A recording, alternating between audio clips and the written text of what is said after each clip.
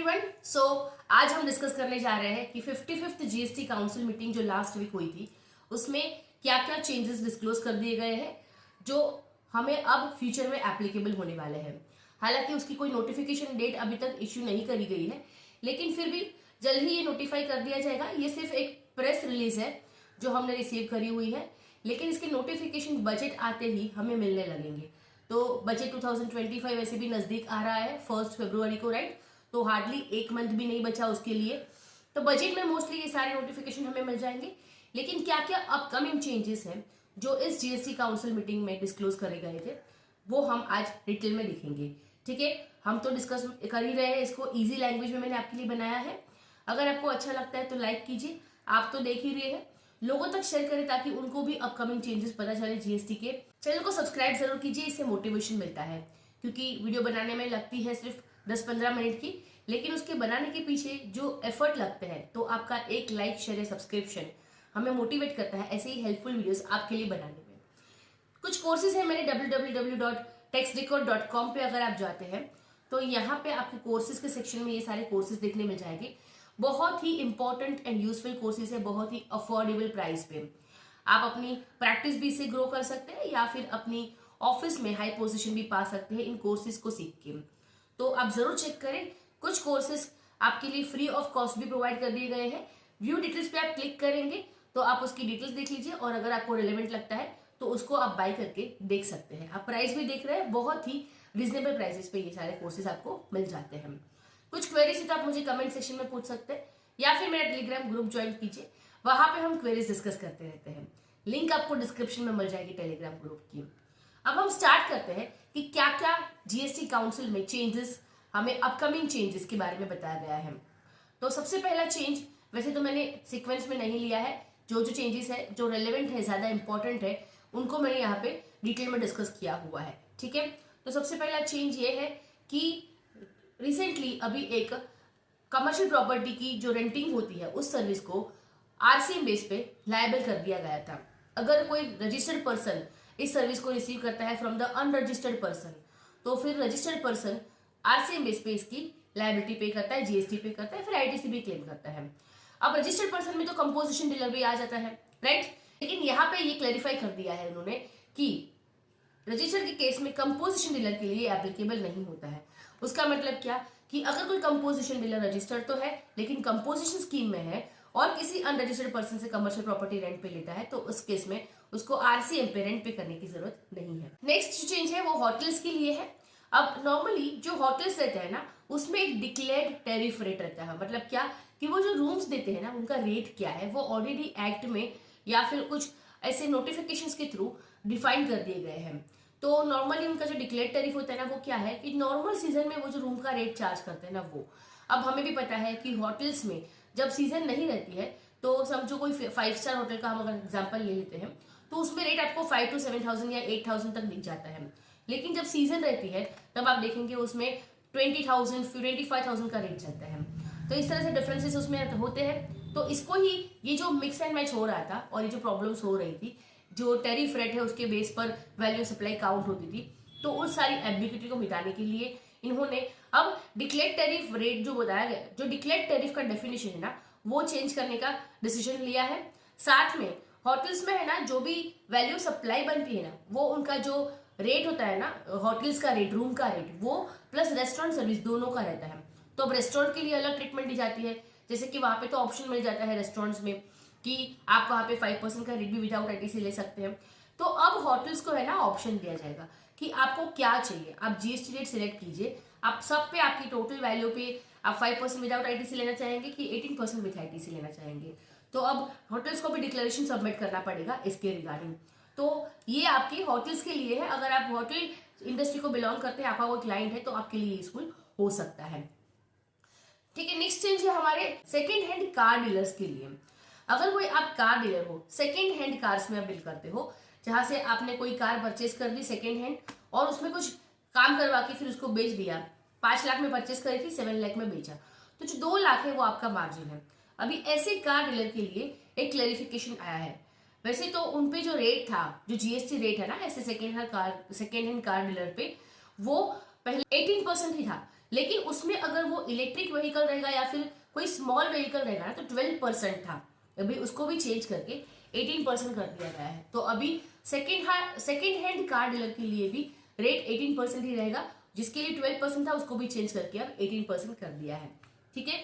Third है, यहाँ पे कुछ प्री पैकेज्ड एंड लेबल्ड का डेफिनेशन चेंज करने की बात करी जा रही है, और यहाँ पे they are intended for retail sale and containing not more than 25 kg or 25 liter which are pre-packed as defined under the Legal Metrology Act, or a label affixed thereto is required to bear the declarations under the provision of the act and rules। तो pre packaged and label का जो definition है उसमें ये commodities भी add करने का intention यहाँ पे बताया हुआ है। ठीक है। नेक्स्ट है पॉपकॉर्न के बारे में बात करी गई है कि जो पॉपकॉर्न होते हैं ना वो प्री पैक्ड अगर है, सॉल्टेड पॉपकॉर्न अगर प्री पैक्ड है तो उस पर 12% जीएसटी लगता है, लेकिन अगर लूज रहेगी प्री पैक्ड नहीं है तो उस पर 5% जीएसटी रहता है। लेकिन अगर कैरेमल पॉपकॉर्न रहते हैं ना तो उसको सुगर कॉन्फेक्शनरी के डेफिनेशन में डाल दिया गया है और उस कैटेगरी में 18% का जीएसटी है। इसलिए अगर आप कैरेमल पॉपकॉर्न लेते हैं तो उस पर 18% का जीएसटी लगेगा। ठीक, तो ये पहले भी वैसे ही था, लेकिन ये सिर्फ क्लैरिफिकेशन यहाँ पे इस काउंसिल में दिया हुआ है। ठीक, नेक्स्ट चेंज जो दिखाया गया है वो है कि कुछ जो एप्स या एग्रीगेटर्स होते हैं जिनके थ्रू हम पेमेंट करते हैं, जैसे कि फोन पे होता है, जी पे होता है, राइट, वहां पे किसी किसी एग्रीगेटर्स के लिए है ना 2000 तक की पेमेंट पर जीएसटी का एग्जम्पशन दिया गया है कि उसमें जीएसटी उनको नहीं लगता है, लेकिन ये एग्जम्पशन पेयू और पेपल को नहीं दिया गया है। ठीक है, तो ये सिर्फ जो पेमेंट गेटवेज है ना पेयू पेपल, उन लोग को ये एग्जम्पशन नहीं है, इसका ही क्लैरिफिकेशन इस केस में बताया गया है।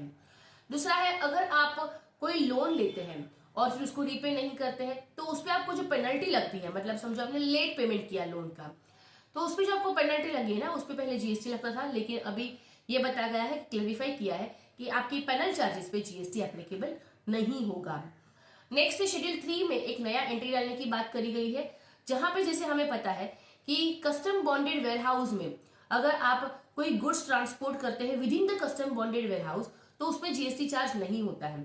इसी तरह से जो स्पेशल इकोनॉमिक जोन्स है या फिर ट्रेड वेयरहाउसिंग जोन्स है उसके अंदर ही आप अगर गुड्स ट्रांसपोर्ट करते हैं to any person before clearance of such goods for exports और to the domestic tariff area, मतलब उसको आपने उस जोन के बाहर नहीं भेजा है, चाहे वो डोमेस्टिक हो या चाहे एक्सपोर्ट हो, लेकिन विद इन द जोन है ना, तो ऐसे केस में वो नॉन जीएसटी सप्लाई माने जाएंगे। शेड्यूल 3 में उसको ऐड कर दिया जाएगा। ठीक है, ये कस्टम बॉन्डेड वेयरहाउस में तो पहले भी वैसे ही है, उसी तरह से अभी स्पेशल इकोनॉमिक जोन और ट्रेड वेयरहाउसिंग जोन में भी ट्रीटमेंट करी जाएगी। नेक्स्ट जो चेंजेस है वो है आपकी टैक्सेबिलिटी ऑफ वाउचर्स के लिए। वाउचर्स मतलब आप कभी किसी डिपार्टमेंटल स्टोर में जाते हैं एग्जाम्पल के, या फिर कोई बुटीक में आप चले गए, वहां पे आपको वाउचर्स मिल जाते हैं। तो वाउचर्स दो टाइप के हो सकते हैं, आइडेंटिफाइबल, नॉन आइडेंटिफाइबल। मतलब वाउचर्स मतलब क्या कि फ्यूचर में आप उनकी गुड्स या सर्विसेज बाय कर सकते हैं, जहां पे आपको कुछ ऑफर दी जाती है, जैसे कि आप इतने की सर्विस प्रोवाइड करेगी तो आपको डिस्काउंट में मिलेगा, या फिर इस डेट से पहले आप बाय करते तो डिस्काउंट मिलेगा, या फिर इस डेट से पहले आप इतने की सर्विस बाय कर सकते हैं। तो उसमें वाउचर्स आपके आइडेंटिफाइबल, नॉन आइडेंटिफाइबल हो सकते हैं, और उसमें फिर वैल्यूएशन और टाइम ऑफ सप्लाई भी डिसीजन लेना पड़ता है, डिसाइड करना पड़ता है जब हम उसकी टैक्सेबिलिटी और उसकी पेमेंट की बात करते हैं, उस पर जीएसटी की एप्लीकेबिलिटी बात करते हैं। तो इन सेक्शंस जो है ना, सेक्शन 12(4) और 13(4) इनको ओमिट कर दिया जाएगा। मतलब क्या कि अभी वाउचर्स को, जो ट्रांजेक्शन होते हैं वाउचर्स के, उसको सप्लाई ही नहीं माना जाएगा, वो जीएसटी में आएंगे नहीं, they are not goods not supply. ठीक है, तो ये एक प्रोविजन है। दूसरा ये है कि जो प्रिंसिपल टू प्रिंसिपल बेसिस रहेगा ना वाउचर का ट्रांसफर या फिर डिस्ट्रीब्यूशन, वो भी जीएसटी में नहीं आएगा। लेकिन प्रिंसिपल टू एजेंट के केस में एजेंट को जो कमीशन मिल जाता है ना, उस पे जीएसटी लगेगा। तो ये भी एक क्लैरिफिकेशन दे दिया है कि कमीशन और फी पे जीएसटी चार्जेबल होगा, मतलब वाउचर का जो डिस्ट्रीब्यूशन होता है उसकी बात करी जा रही है। ठीक है, फिर कुछ additional services such as advertisement, cobranding, marketing and promotion, customization and technology support, customer support etcetera related to the vouchers would be leviable to GST on the amount paid for the services. तो यहाँ पे इन सारी services भी related to vouchers है, तो उस पर GST लगेगा।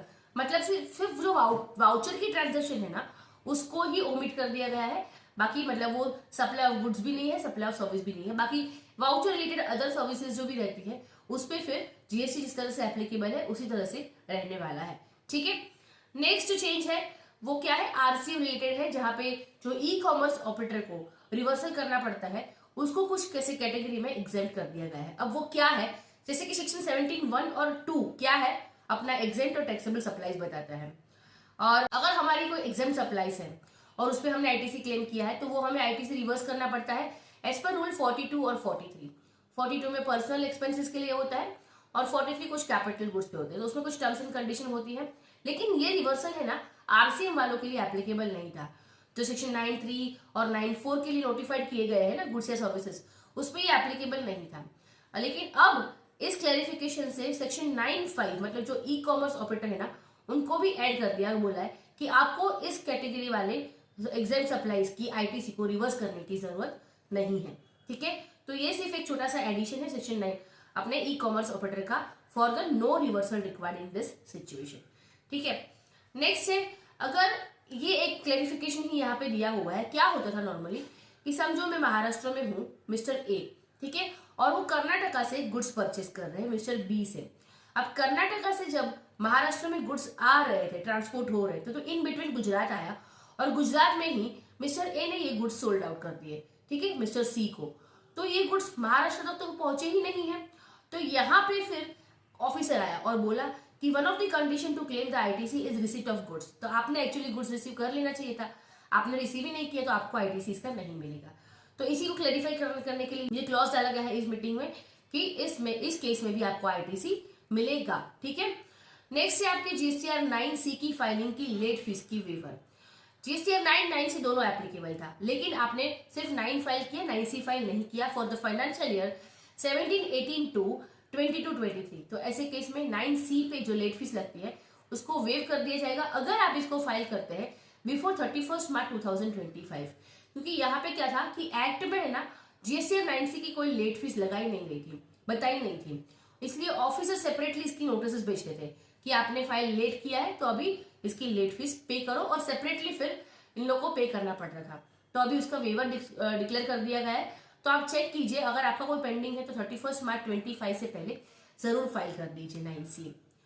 नेक्स्ट है कि कुछ स्पेसिफाइड इवेशन प्रोन कमोडिटीज को अब ट्रैक किया जाएगा, उसकी एक मैकेनिज्म, एक सिस्टम बनाई जाएगी जहां से उसकी जो सप्लाई चेन है ना उस पूरे सप्लाई चेन को ट्रैक कर सकेंगे। जैसे कि टोबैको, पान मसाला, गुटखा, ये सारे गुड्स क्या है, स्पेसिफाइड इवेशन प्रोन कमोडिटीज है, और इनको सप्लाई चेन को अभी ट्रैक किया जाएगा और इस टाइप का मैकेनिज्म बनाया जाएगा।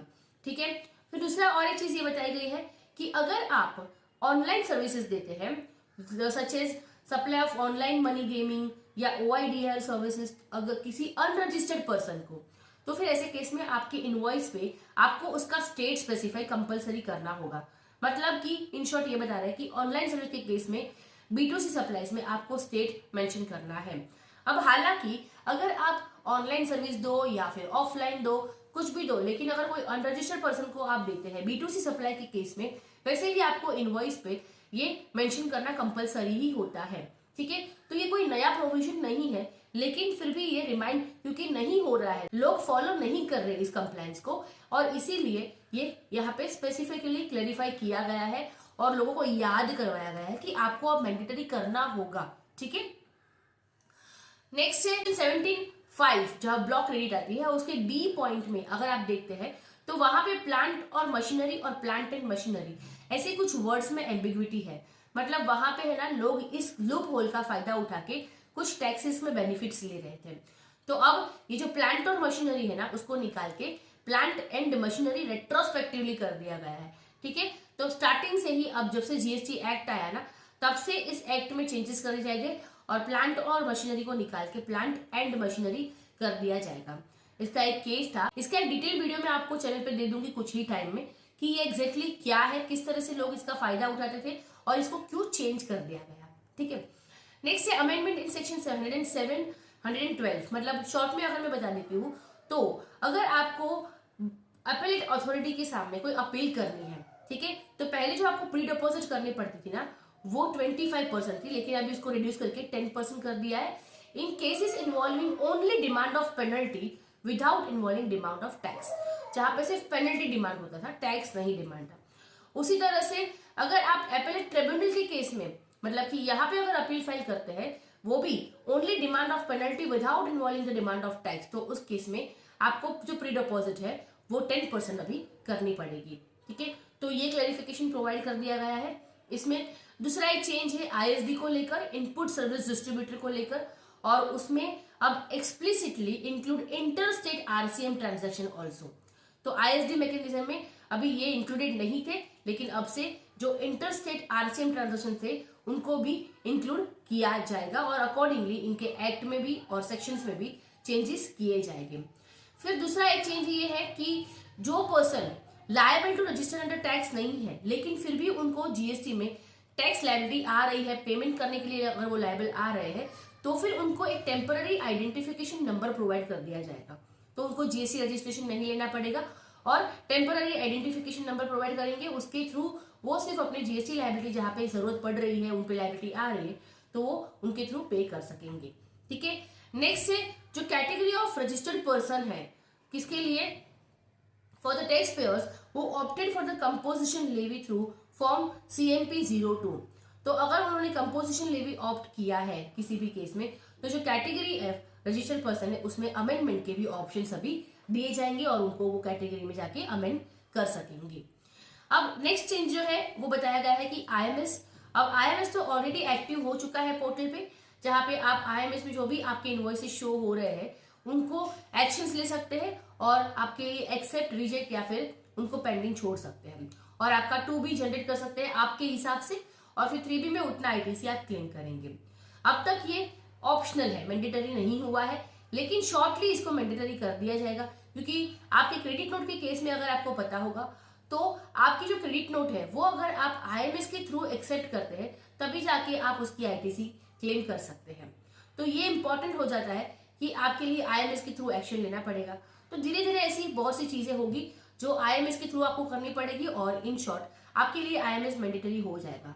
तो जरूर आप देखिए कि आईएमएस किस तरह से फाइल होता है, किस तरह से हम उसमें ऑप्शंस को एक्सेप्ट, रिजेक्ट या पेंडिंग करते हैं, कौन से केसेस में हम उसको पेंडिंग कभी छोड़ ही नहीं सकते। उसकी डिटेल वीडियो की लिंक आपको डिस्क्रिप्शन में मिल जाएगी। आप इसको यूज करके, कभी कभी ये भी हो रहा है कि आपका 2B जनरेट ही नहीं हो रहा है, तो आप किस तरह से 2B जनरेट करेंगे, उन सब के बारे में एक वीडियो आपको मिल जाएगी, लिंक डिस्क्रिप्शन में है, जरूर चेक कीजिएगा। फिर कुछ चेंजेस हुआ है जीएसटी रेट्स में। गुड्स में अगर हम देखें तो जो rate on fortified rice kernel होता है ना, उसको रिड्यूस कर दिया गया है, उसको 5% कर दिया है, और कुछ जीन थेरेपी रहती है उसको एग्जेम्प्ट कर दिया गया है। ठीक है, कुछ ऐसे गुड्स है जहां पे आईजीएसटी को एग्जेम्प्ट कर दिया गया है, जैसे कि system, sub system, equipment, part, sub parts, tool test equipment, software मेंट assembly manufacture of LRSAM system under notification and so. तो इसको आईजीएसटी एग्जेम्पशन दे दिया है, इसमें आईजीएसटी आपको पे करने की जरूरत नहीं पड़ेगी। अगर आप मर्चेंट एक्सपोर्टर है, नहीं, अगर आप सप्लाई करते हैं किसी मर्चेंट एक्सपोर्टर को, तो वहां पे जो कंपनसेशन सेस था उसको रिड्यूस करके 0.1% कर दिया गया है।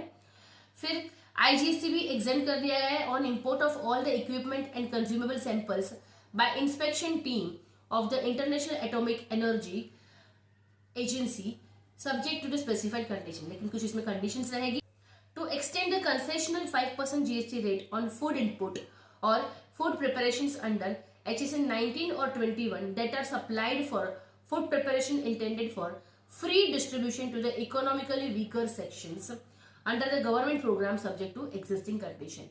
तो ये वीकर सेक्शंस के लिए जो रहते हैं डिस्ट्रीब्यूशन फ्री होते हैं, उनके लिए रेट में चेंजेस कर दिए गए हैं। ठीक है, सर्विसेज में क्या चेंजेस हो रहा है, तो जहां पे स्पॉन्सरशिप सर्विस में आरसीएम बेस पे जीएसटी लगता है, ऐसे केस में अगर कोई सर्विस प्रोवाइडर अगर बॉडी कॉर्पोरेट है तो वहां पे आरसीएम एप्लीकेबल नहीं होगा। मतलब अगर स्पॉन्सरशिप सर्विस बॉडी कॉर्पोरेट ही प्रोवाइड कर रहा है तो वहां पे एफसीएम पे ही जीएसटी लगेगा, लेकिन अदर देन बॉडी कॉर्पोरेट अगर स्पॉन्सरशिप सर्विस दे रहा है टू द बॉडी कॉर्पोरेट, तो रिसिपेंट बॉडी कॉर्पोरेट इस केस में, और जो सप्लायर है वो अदर देन बॉडी कॉर्पोरेट है, तो ऐसे केस में फिर बॉडी कॉर्पोरेट मतलब रिसिपिएंट पे जीएसटी की लायबिलिटी आ जाएगी। तो ये एक है कि जो स्पॉन्सरशिप सर्विस अगर provided by the body corporate है तो उसको फिर एफसीएम में लाया जाएगा।